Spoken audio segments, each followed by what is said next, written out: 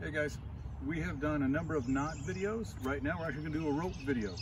So for those of us that are working on the Pioneering Merit Badge, we have a requirement to make, I think, a 6-foot length of rope. We're going to do that today. Nice and easy. We probably should be done in about 6-7 minutes. I'm going to start off with my eyelet. So really low tech. I'm going to use baler twine. I'm going to use a rope spinner. I'll show it to you guys when I get over there. And an eyelet, just an old clothesline. So if we want 6 to 8 feet of rope, we need more baling twine than that. So we need to make a three-strand rope. Each one of those strands has 3 yarns. And we're going to go ahead and pace off about 3 times the amount that we need. So I have a little bit of extra, so I'm going to pace out about 30 feet. So 1, 2, 3, 5, 6, 7, 8, 9, 10. So what I'm going to do is go ahead. I'm going to tie my baling twine off on my spinner. There's no magical knot for this. I just do a round turn, do 2 half hitches,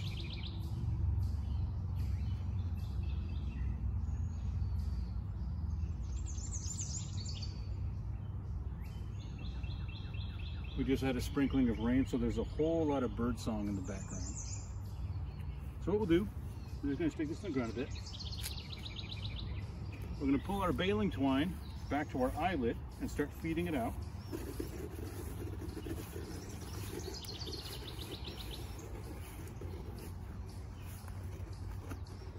We'll leave it down to the bottom. I'll come back here in a second. What I'm going to do is just make a loop and feed it through my eyelet.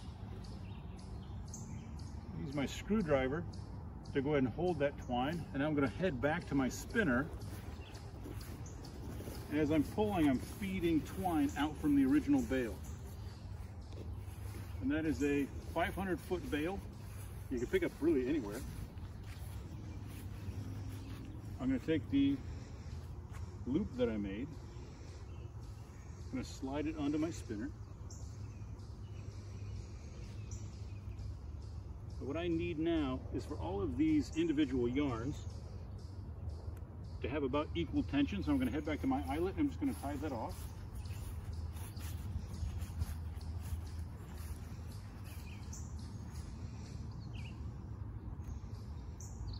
Looks like we've got a seam in our baling twine, but that's okay. We'll just go ahead and cut off some of this excess that we don't need. And actually, let's get rid of a lot of that.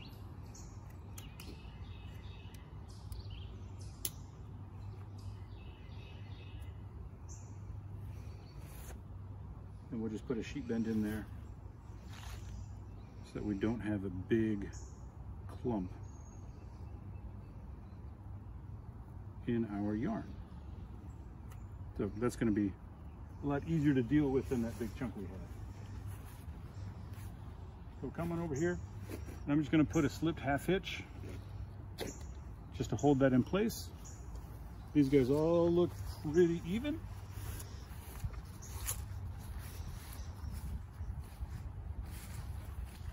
So what we need to do, going to make sure these are all pretty well evenly tense. There's nothing fancy. I'm going to take my spinner and I'm just going to start spinning clockwise. I'm going to spin for, let's say, about 45 seconds. And what's happening as I spin is those fibers, those individual yarns are starting to twist. And that baling twine is really hairy. You can see all those fibers sticking out. And as it twists up, all of those individual hairs start to get tangled. And what's going to happen is all of those individual fibers will start grabbing each other. They'll make a nice strong rope. That's why rope is stronger than twine. I'm going to keep on going. Not a whole lot of fun to watch. I apologize to everybody at home, but not too difficult. Pretty easy to do. My spinner, about maybe 10 more seconds. My spinner is really a 1x2 that I found in the garage, and a chunk of an old handrail and a decking nail. So not that difficult to make. You probably have enough junk in your garage or a shed to make one at home. I'm going to go ahead and pull the tension on that a little bit. And if you watch these fibers, see with these fibers here don't really rotate up that much. Then they'll rotate back down.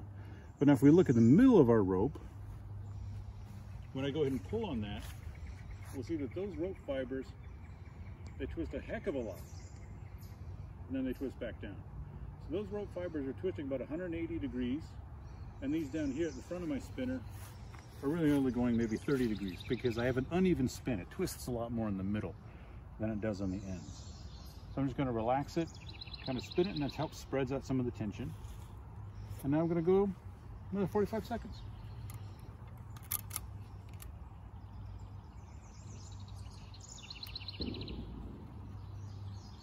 We're recording this the day after the 4th of July. So if there are a few leftover fireworks in the background, you know why. Don't be alarmed. Just latent festivities. Like I say, about 45 seconds each time we're doing this spin. We're going to do this spin 3 times.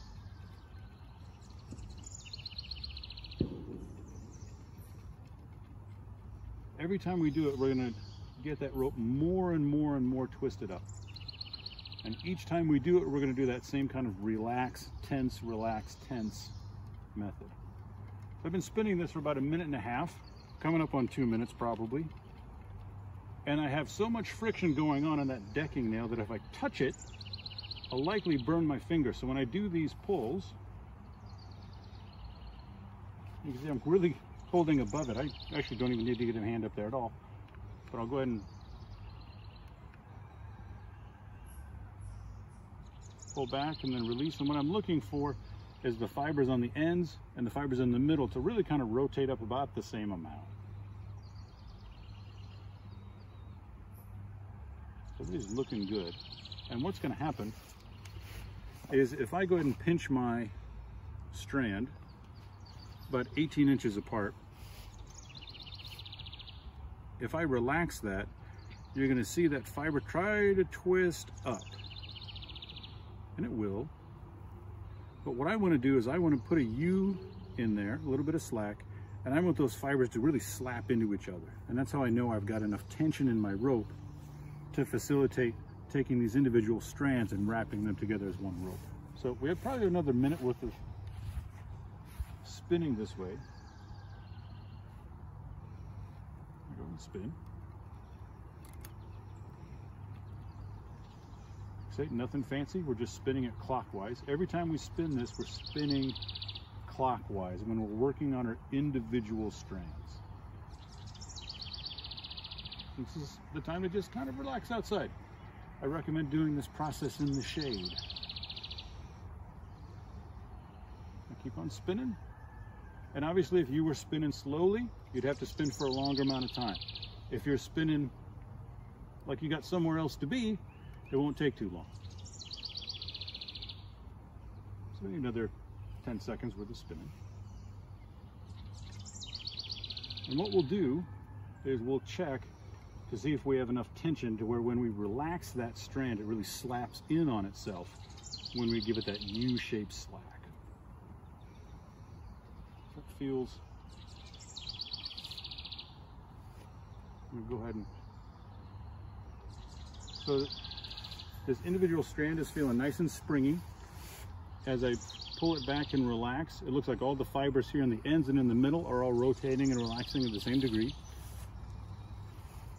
So I'll pinch, and then maybe another 18 to 20 inches away, I'll put that slack in there, and you can see how it really starts slapping down into itself. You can hear that audible click. Well, if it wasn't for the birds. You can hear it really click onto itself. And that's what we want. So what we're going to do now is actually just lay this on the ground. What we're going to do is we're going to go back to our eyelet.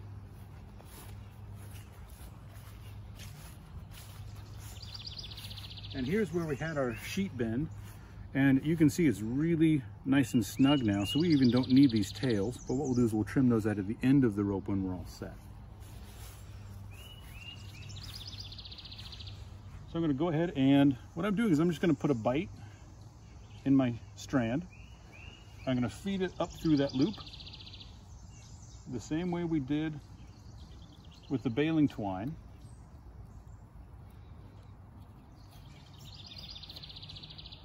What I'm going to do now is take this loop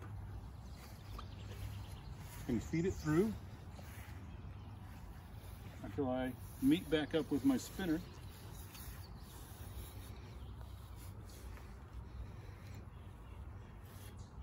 Put my spinner in.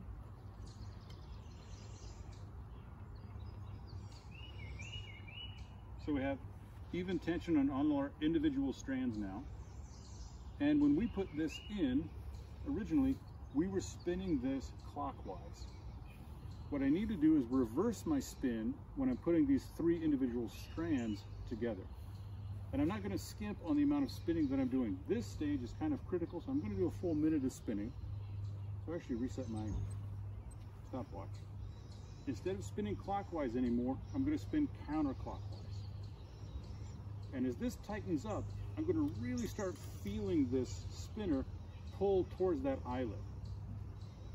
As it twists, it's really going to start pulling me in, and I can feel that in my hand already.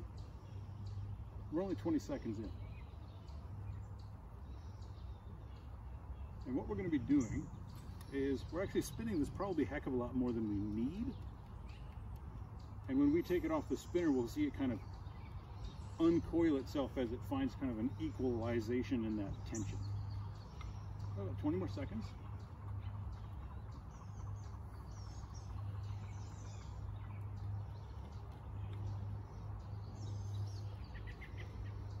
About 10 more seconds. And what I'm looking for is I'm going to slow down here. See how it's really starting to click in on itself again? And it's the same as, might need a little bit more rain. It's the same as when we relaxed our strands, when they would slap onto each other. Here, I've spun it so much that it's really starting to coil up on itself, which means I probably have enough spin in there. I'm going to try to get that guy out of there.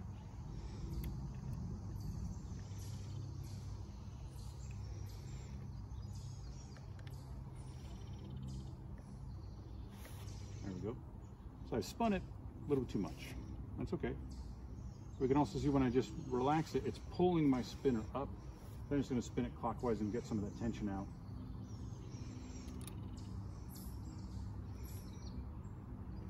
So that that kink that I had starts smoothing out.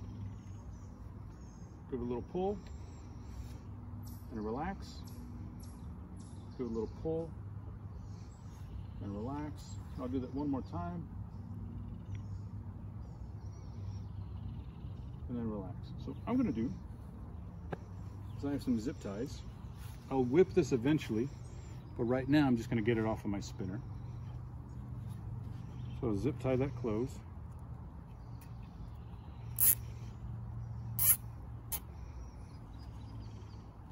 And what I'll do eventually is I'll probably cut my rope off before I even got to that seam. Here's that sheet bend we put in that initial strand. I might as well just cut that part off too, and that'll be fine.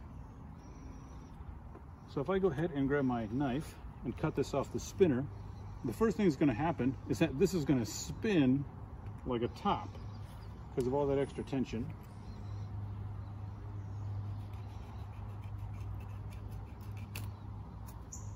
That's normal. I'm going to drop my spinner. I'm going to come on over here and close my knife while I'm walking. I'm going to zip tie this end off. Like I said, I will whip that eventually, but I just want to hold those fibers from really opening up until I'm ready to start whipping. I'll cut that eyelet off.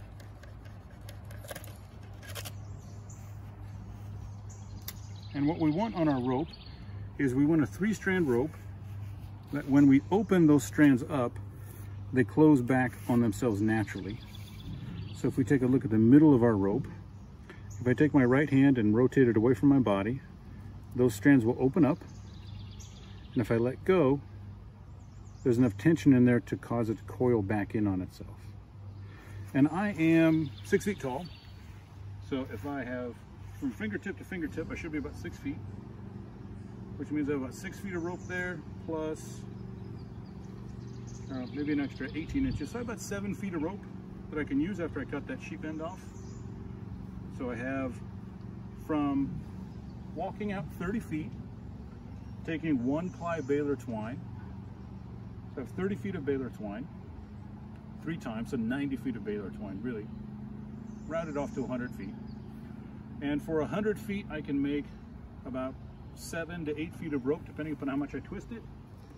And if I buy my baling twine at 500 lengths, I could make 5 of these with 1 bale of baling twine. So pretty economical. I can customize my rope. Very fibery, but it's pretty cool. Made it at home. So get a